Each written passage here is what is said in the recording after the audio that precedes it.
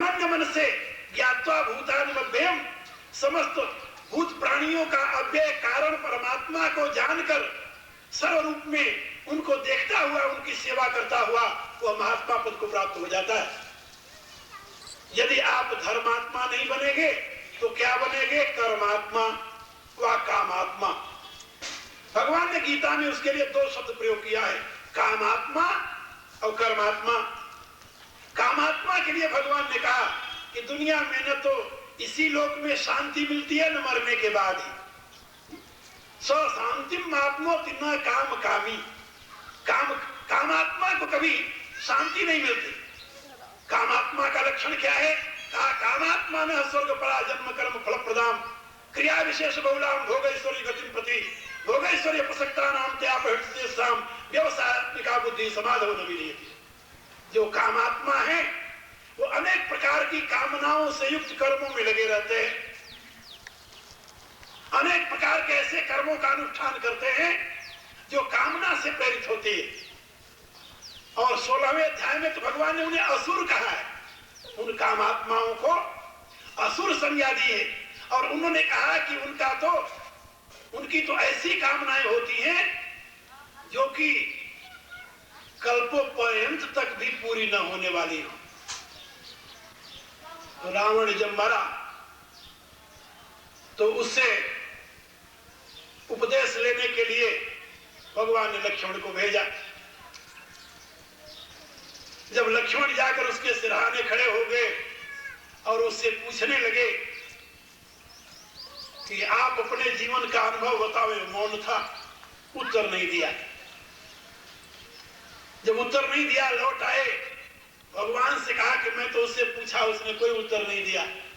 भगवान ने कहा ऐसा हो नहीं सकता, रावण महापंडित है, वो सिद्धांत को जानता है, प्रश्न करने वाले को उत्तर देना आवश्यक होता है, तुम्हारे प्रश्न में कहीं त्रुटि अवश्य रही होगी।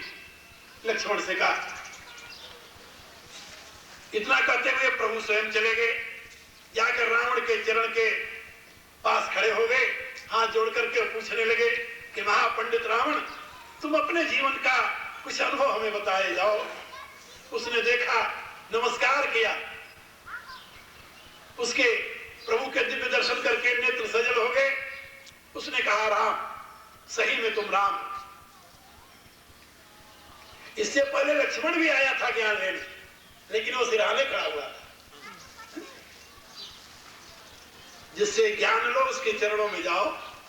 तद्विद्धि प्रणिपातेन परिप्रश्नेन सेवया उपदेक्षन्ति ते ज्ञानम ज्ञानेन तत्त्वदर्शिनः।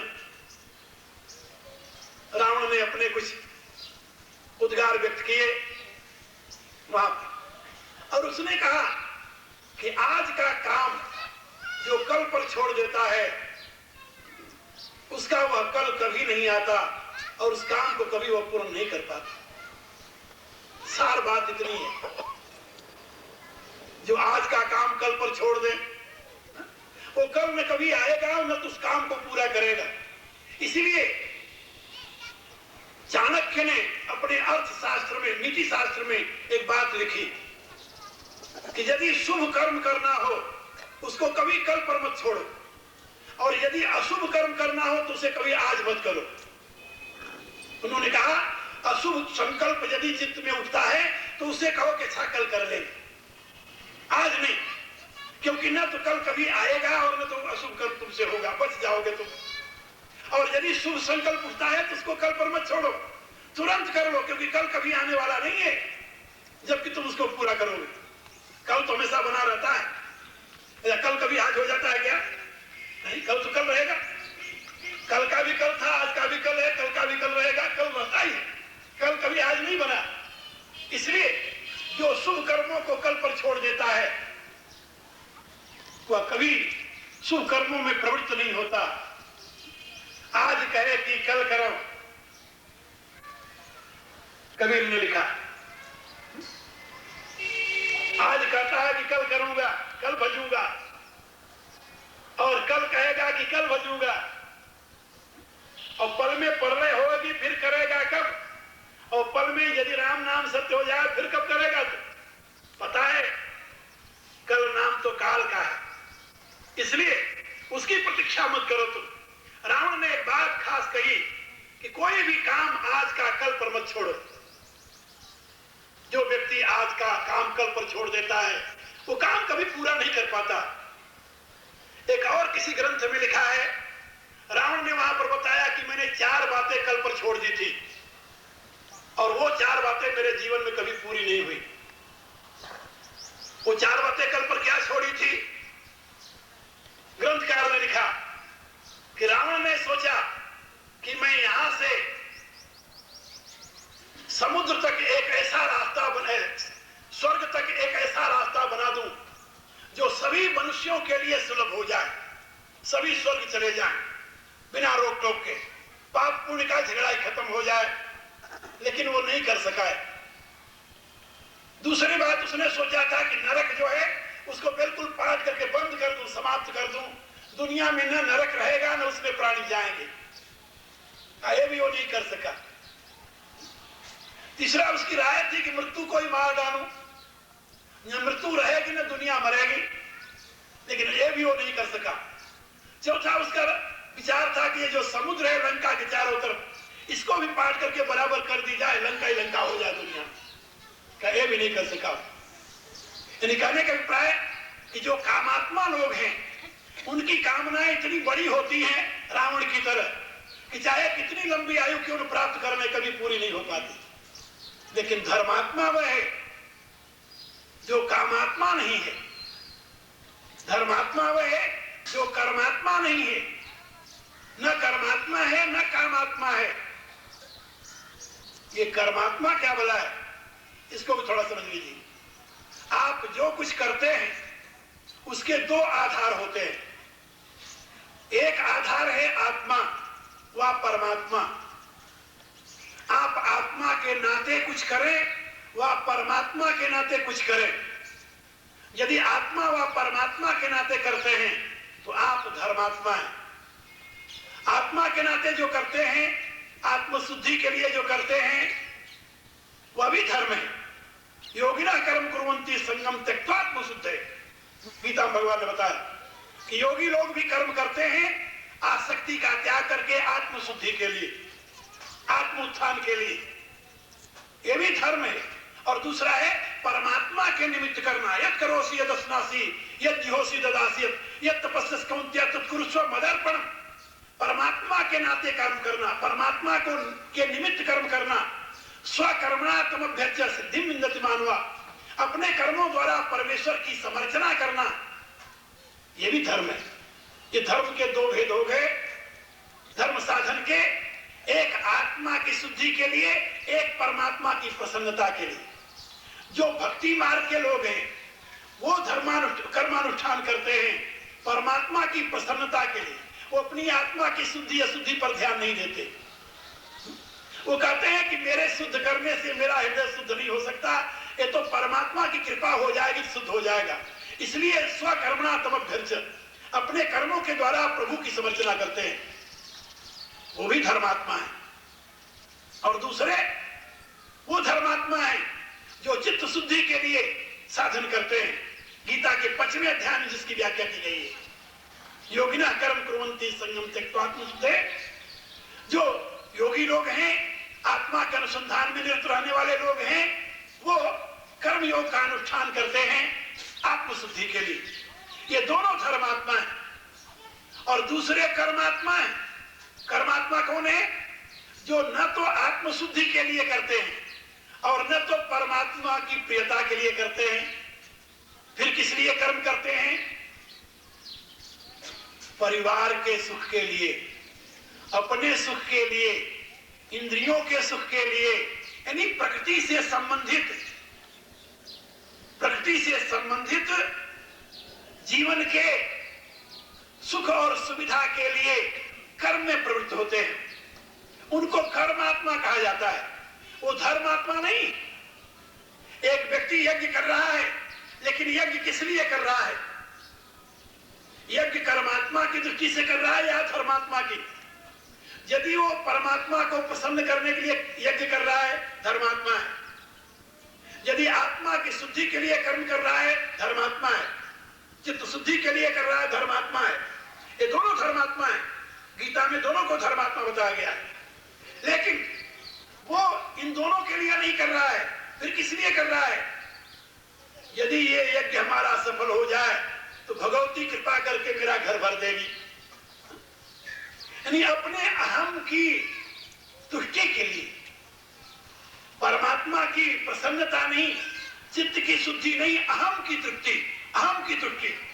तो जो काम अहम की तुष्टि के लिए किया जाता है, जो काम इंद्रियों की तृप्ति के लिए किया जाता है, जो काम मन की तुष्टि के लिए किया जाता है, वो धर्म नहीं होता, उसको कर्म कहते हैं। तो बात समझे? क्रिया वही है, उसी क्रिया को आप धर्म कर सकते हैं, उसी क्रिया को आप कर्म कर सकते हैं। धर्म और कर्म में क्रिया परिवर्तन की जरूरत नहीं होती, धर्म और कर्म में केवल भाव परिवर्तन की जरूरत है। किस उद्देश्य से आप कर रहे हैं, केवल उद्देश्य परिवर्तन की बात है। तो शास्त्रकारों ने बताया कि धर्मात्मा का जीवन विकास की दिशा में जाता है, धर्मात्मा महात्मा बन जाता है, क्योंकि क्षिप्रम भवति धर्मात्मा सस्वम शांतिम निगच्छति। भगवान कहते हैं वो तुरंत धर्मात्मा बन करके परम शांति को प्राप्त कर लेता है। लेकिन कर्मात्मा जो है, वो कर्मात्मा शांति नहीं पाता, ना ना, वो कर्मात्मा का चित्त भी शुद्ध नहीं होता। फिर यदि कर्म उसका पूरा हो गया विधि विधान से, तो क्षिप्रम ही मानुषे लोके सिद्धिर्भूत कर्मजा। तो इस मनुष्य लोक में उसे तुरंत जिस कामना की पूर्ति के लिए उसने कर्म का अनुष्ठान किया है, वो कामना उसकी पूरी हो जाएगी। लेकिन कामना पूरी होने के पश्चात फिर रोना धोना शुरू हो जाएगा। आपने ये किया, उसके बदले में आपको ये मिल गया। एक बार एक जगह हॉलैंड की बात है, मैं शिव पुराण की व्याख्या कर रहा था। शिव पुराण कथा हो रही थी, 11 दिन का अनुष्ठान था वहां। एक मेरे शिष्य थे जिसके यहां मैं कर रहा था, और उसमें प्रसंग में भस्मासुर का प्रसंग आ गया। मैं उसकी व्याख्या करने लगा। एक सज्जन दूसरे दिन मेरे से प्रश्न किए कि आप भगवान शंकर को सर्वज्ञ मानते हैं? आप लोग भी जरा समझो, प्रश्न करने वाले कितने होशियार होते हैं। क्या आप भगवान शंकर को सर्वज्ञ मानते हैं? मानते हैं जी। सर्वज्ञ और त्रिकालज्ञ एक ही होता है? तो बिल्कुल एक ही होता है। जो त्रिकालज्ञ है, सर्वज्ञ तो उससे भी ऊपर होता है। तो भगवान त्रिकालज्ञ भी है, सर्वज्ञ भी है। कहा तो जब भस्मासुर उनसे वरदान मांगने लगा कि मैं जिसके सर पर हाथ रख दूं वो भस्म हो जाए, कहा ठीक। कहा तो वो त्रिकालज्ञ को ये बोध नहीं था क्या कि अभी थोड़े देर बाद ही मेरे सर पर हाथ रखने के लिए तैयार हो जाएगा? और यदि ये उनको पता नहीं था तो सर्वज्ञ कैसे, त्रिकालज्ञ कैसे? है ना प्रश्न? है? Good question. हाँ, good question, very good question. वो कहता है कि यदि भगवान शंकर को ये पता नहीं था कि ये हमारे सर पर हाथ रख देगा और हमें भस्म करना चाहेगा, हमारे वरदान का दुरुपयोग हम पर ही करेगा, तो वो त्रिकालज्ञ नहीं, वो सर्वज्ञ नहीं। और यदि उनको ये पता था तो उन्होंने वरदान क्यों दिया? जब पता था तो वरदान क्यों दिया? बात है ना? हाँ, अब आप लोगों को भी ये प्रश्न अच्छा लगा होगा। आया है मन में, आ गया ना? पहले भी आज हुआ है। अच्छा, अब देखिए, यहां पर एक सिद्धांत है, उसको सिद्धांत कहते हैं कर्मवाद का सिद्धांत, theory of karma. It's very great principle in our Vedic tradition, in Vedic philosophy. हमारे वैदिक धर्म में, शास्त्र में ये कर्म सिद्धांत अपने आप में बहुत महान है। और उसके सिद्धांतानुसार जिस व्यक्ति ने जिस कामना से प्रेरित होकर के कर्म किया है, भगवान में इतनी सामर्थ्य नहीं कि उसकी उस कामना के पूर्ति के लिए जिस कर्म का अनुष्ठान किया है उसको अस्वीकार कर दे। चाहे वो कर्म उसका लोक हित में है या लोक अहित में है, इससे कोई मतलब नहीं, उसको कर्म का परिणाम देना ही पड़ेगा। ये कर्म का सिद्धांत है। इसीलिए गीता के 4थे अध्याय भगवान का क्षिप्रम ही मानुषे लोके सिद्धिर्भूत कर्मजा। जिस भाव से आप कर्म में प्रवृत्त होंगे, यदि कुशलता के अनुसार वो कर्म पूरा हो गया तो परमात्मा आपको यदि ऐसा नहीं करता तो उसका डिवाइन लॉ, जिसको न्याय कहते हैं, वो समाप्त हो जाएगा। वो उसमें अंतर नहीं कर सकता। ये बिल्कुल ठीक है। भगवान वरदान देने जब आते हैं रावण को, जानते हैं कि ये राक्षस है और अपने वृत्ति के अनुसार मेरे द्वारा मिले हुए वर का दुरुपयोग करेगा, लेकिन फिर भी उसे वर देते हैं। क्यों? वो वर मांग रहा है, भीख नहीं मांग रहा। क्या समझे? आपके दरवाजे पर भिखारी आया, हाथ फैलाया, आप जानते हो यदि आप इसको 1 रुपया दोगे तो शराब पिएगा, तो आप कर सकते हो जा यहां से, जा, नहीं देते तुम्हें। लेकिन एक व्यक्ति ने आपकी दिन भर मजूरी की है, दिन भर लेबर का काम किया है आपके यहां, आप जानते हो कि ये जाकर शराब पिएगा, लेकिन आप you have to give him. क्या आप कह दो कि तुम शराब पीते हो इसलिए हम तुम्हें पैसे नहीं देंगे? क्या राय आपकी? क्यों भाई? Good answer, good answer. तो जो व्यक्ति ये जानते हुए कि इसका दुरुपयोग करेगा, मैंने उससे बताया, हमका भगवान शंकर सर्वज्ञ है, वो सर्वसमर्थ भी हैं। वो जानते थे कि भस्मासुर को जो मैं वरदान दूंगा ये इसका दुरुपयोग करेगा, ये मेरे पर भी दुरुपयोग करेगा, लेकिन वो उससे बाउंड थे। He was bound. He had to give him. He has to give him. वहां पर नहीं करने के लिए कोई गुंजाइश नहीं है। This is a law of action. ये कर्म का सिद्धांत है। क्षिप्रम ही मानुषे लोके सिद्धि बहुत कर्म जा, ये सिद्धांत है वेदांत का, शास्त्र का। इसलिए भगवान शंकर जानते हुए उसे वरदान करते हैं, योमस्त कह दिया, देवता लोग घबराए कि अब क्या होगा। और इतने में भगवान के मन रूप में नारद जी कहे जाते हैं। जब वो भस्मासुर वरदान लेकर जा रहा था तो रास्ते में नारद जी मिल गए। नारद जी उसकी बड़ी महिमा गाने लगे। महिमा गाते हुए उससे कहा कि भाई तुम्हें वरदान मिल गया है? बोले हाँ मिल गया।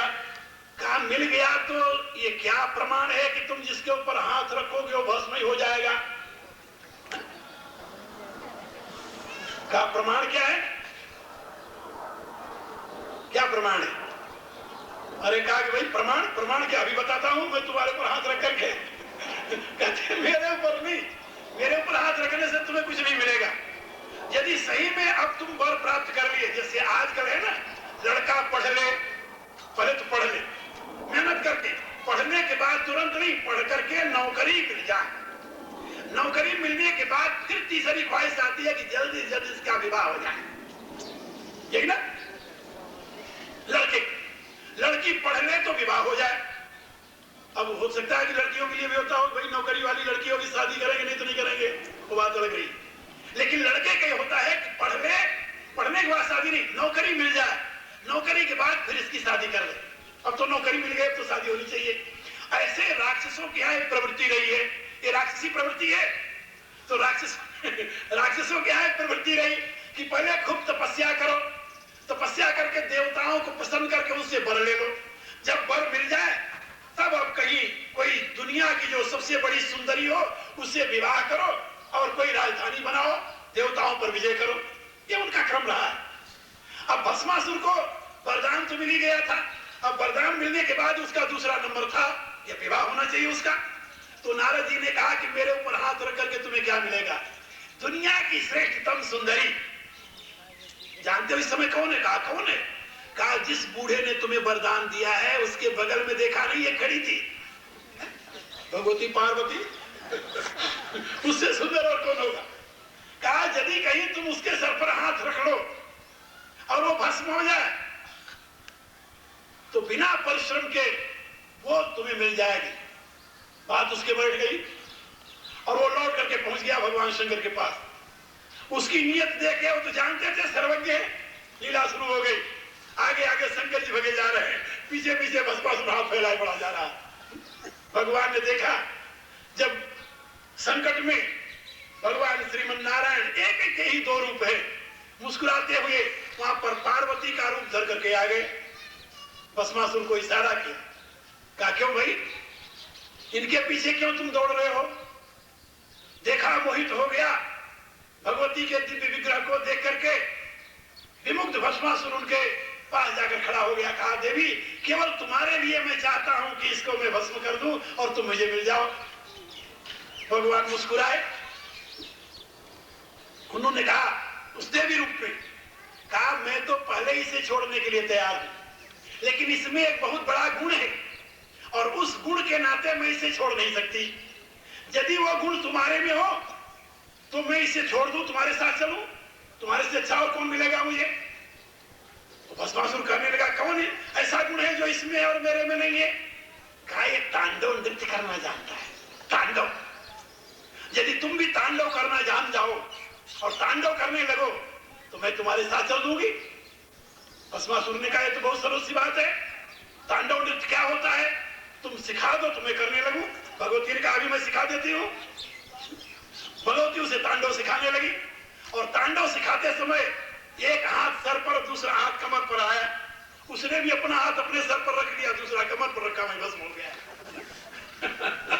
तो तांडव सीखने में गया। यानी मैं आप लोगों को ये बता रहा था कि कर्म विज्ञान का यह सिद्धांत है कि जो व्यक्ति कर्म करेगा, चाहे वो अच्छा करता है या बुरा करता है, उसके कर्म का फल उसे मिलेगा। और कर्म का फल मिलने के पश्चात थोड़ी देर पश्चात भोग के साथ कर्म नाश हो जाता है। कर्म का नाश भोग से होता है। कर्म का नाश दो प्रकार से होता है, भोग से और तप से। दो विधियां उसकी, तप से नाश होता है कर्म का और भोग से नाश होता है। तो जो कर्मात्मा है वो तो अपने कर्मों का नाश भोग करके करते हैं, लेकिन जो धर्मात्मा है वो अच्छे कर्मों का तो समर्पण किए, वर्तमान में क्रियमाण कर्मों को समर्पण किए भगवान को। अब रह गया उनका प्रारब्ध कर्म, संचित कर्म तो समाप्त है, अब रह गया प्रारब्ध कर्म। उस प्रारब्ध कर्म को वो तप के द्वारा क्षीण करते हैं, तप के द्वारा नष्ट करते हैं। भगवान ने गीता में बात समझाई है कि जिसने तप के द्वारा अपने कर्मों को क्षय कर दिया है, नष्ट कर दिया है, वह महात्मा बन जाता है। वह धर्मात्मा जो अपने वर्तमान कर्म को तो परमात्मा की आराधना में वाचित शुद्धि में प्रयोग कर रहा है और संचित और प्रारब्ध कर्मों को अपने तप के द्वारा जिसने भस्म कर दिया है, भस्मसात कर दिया है, तप की ज्वाला में संस्कार शुद्ध होकर के चित्त में ज्ञान का प्रकाश हुआ और ज्ञानाग्नि दग्ध कर्माणम, ज्ञान की अग्नि ने समस्त कर्मों को भस्म कर दिया।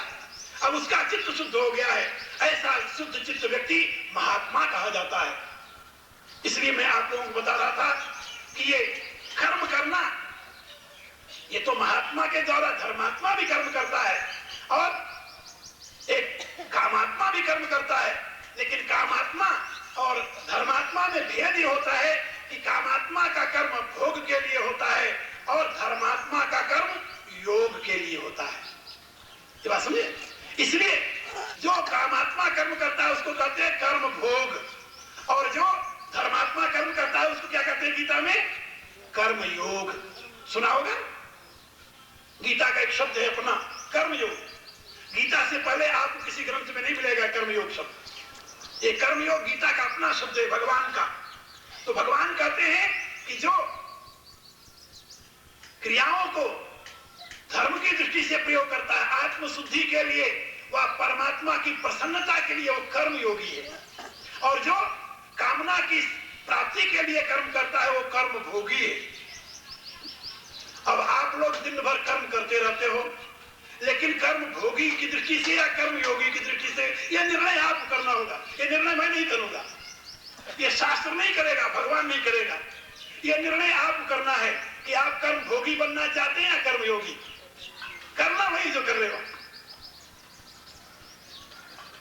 कर्मयोगी कब बनेंगे आप?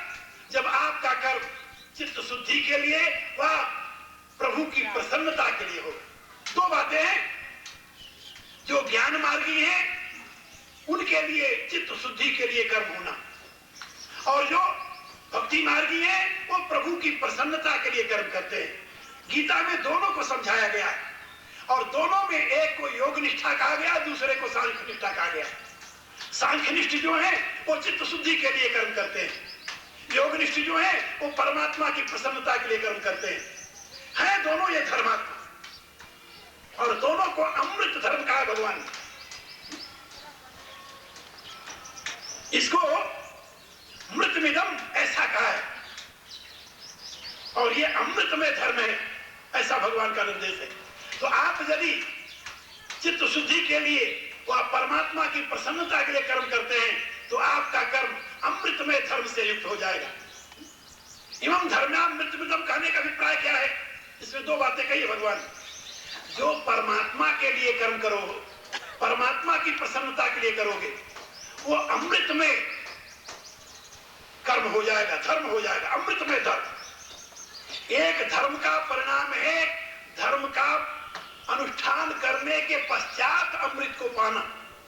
ये थोड़ा सा भेद है, इसको बड़ा रहस्यमय शब्द है, इसको समझो आप लोग। एक धर्मानुष्ठान है मृत्यु के पश्चात आपको अमृत प्रदान करता है, लेकिन एक वह धर्म है जो जीते जी आपको अमृत प्रदान कर देता है, उसको कहते हैं इमं धर्ममृतमिदम्। यह धर्म अमृतमय है, अमृतमय धर्म है, यानी इसके बदले में अमृत नहीं मिलता, ये स्वयं अमृतमय है। ये बात समझे? एक तो स्वयं अमृतमय हो, एक उसके बदले में अमृत मिले। तो जो लोग चित्त शुद्धि की दृष्टि से कर्म करते हैं वो भी कर्मयोगी, लेकिन उनका वह कर्म जो है वो बाद में अमृत प्रदान करता है, अमृतमय नहीं होता।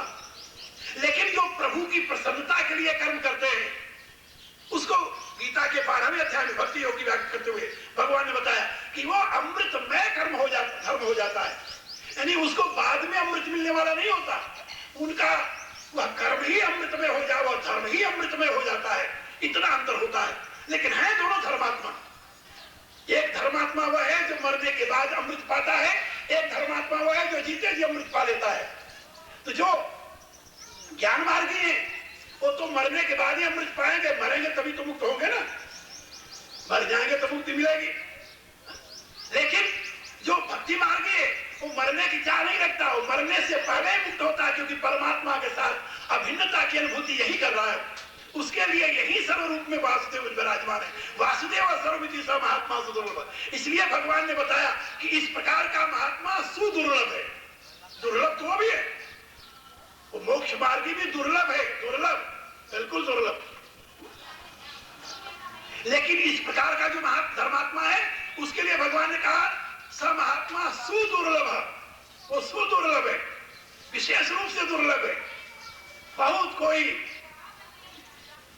करोड़ों अरबों में एक मिल जाए, ऐसा कहते हैं भगवान। इसलिए मैं आप लोगों को बता रहा था कि इन दोनों धर्मात्माओं, सांख्य मार्गी, योग मार्गी, ज्ञान मार्गी, भक्ति मार्गी, या तो इनमें से आप धर्मात्मा बन जाओ, और यदि इनमें धर्मात्मा नहीं बनोगे तो जो कर रहे हो कर्मात्मा तो हो ही, कामात्मा तो बने हुए हो।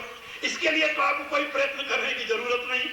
कामात्मा होने के लिए, कर्मात्मा बनने के लिए किसी ज्ञान विज्ञान या ब्रह्म विद्या के स्थान में जाने की जरूरत नहीं, वो तो आप अपने आप हो जाओगे। किसी जमीन को बंजर बनाना हो तो उसके लिए कुछ मेहनत नहीं करना पड़ता, कल्टीवेशन की जरूरत होती है जमीन को फर्टिलाइज बनाना। If you want to make your land fertile, then you try to cultivate and try to put some fertilizer and try to remove whatever is undesirable thing in that land. But if you want to make that banjar, then no need to do anything. यदि आप उसको बर्बाद करना चाहते हैं, इसी रूप से यदि आप कामात्मा कर्मात्मा बनना चाहते हैं, आपको कुछ करने की जरूरत नहीं। खूब ऐश कीजिए दुनिया में, सवेरे 8 बजे सोकर उठिए, वो भी जब प्यास लगे या भूख लगे या शौच आदि लगे तब। ये नहीं भगवान उदय हो रहे इसलिए पहले उठना है ना, इसकी क्या जरूरत है। भगवान देख कर छोड़िए, जो भूख लगे जब जो चाहे वो खाइए, जैसे चाहे वैसे रहिए। लेकिन ये कितने दिन तक, ये भी तो याद रखो। एक सज्जन मेरे पास आए, कहने लगे कि अब आप मुझे कुछ साधन बता दो। मैं आपका सत्संग बहुत दिनों तक सुनता रहा पहले, उसके बाद में कुछ ऐसे हम भटक गए, और अब थोड़े दिन पहले फिर मेरे पूर्व जन्म के संस्कार जाग गए, ऐसे समझ लो भगवान की कृपा हो गई। हम आपकी प्रतीक्षा कर रहे थे, अब आप आए तो अब आपके चरणों में आया हूं, आप मुझे साधन बताइए। मैंने उनसे पूछा, हम कहा बीच में भटके कैसे कैसे भटक कैसे गए? पहले सत्संग तुम सुनते थे तब बीच में कैसे भटक गए?